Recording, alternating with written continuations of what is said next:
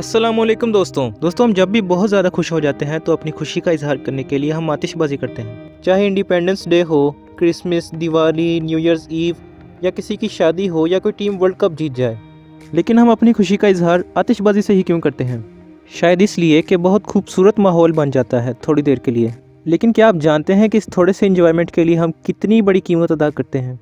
हमसे मेरा मतलब जो भी जानदार इस दुनिया में रहता है। हर साल एयर पोल्यूशन की वजह से 70 लाख इंसानों की मौत वाक़या हो जाती है और एयर पोल्यूशन में 77% हिस्सा आतिशबाजी और पटाखों से निकलने वाली गैसेस से बनता है।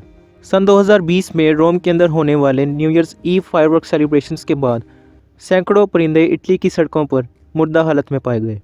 International Organization for the Protection of Animals के स्पोक्समैन ने कहा कि हो सकता है कि ये परिंदे आतिशबाजी से पैदा होने वाले शोर की वजह से खौफजदा होकर मर गए हों। पटाखे फोड़ने से कई किस्म के जहरीले केमिकल्स फिजा में फैल जाते हैं, जिससे कई किस्म की सांस से रिलेटेड बीमारियां होती हैं। पटाखों से बहुत ज़्यादा शोर होता है, जिससे बेसुकूनी, बहरा हो जाना, ब्लड प्रेशर बढ़ जाना और नींद में खलल पड़ने जैसे मसाइल पैदा होते हैं।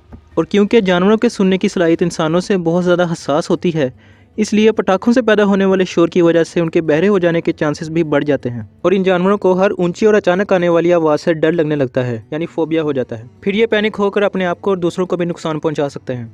परिंदे और छोटे जानवर इन आवाज़ों से दूर भागने के लिए अपने घोंसले छोड़कर भाग जाते हैं और इस तरह से इनके बच्चे भूख से या किसी का शिकार बनकर मर जाते हैं।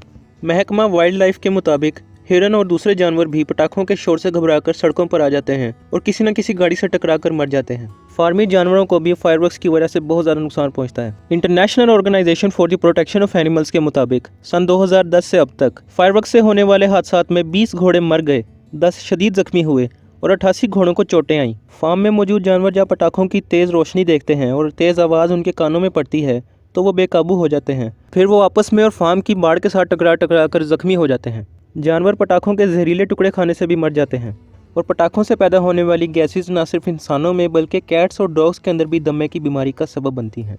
आतिशबाजी से अपनी खुशी का इजहार करना आउटडेटेड, गैर ज़रूरी और बहुत महंगा है।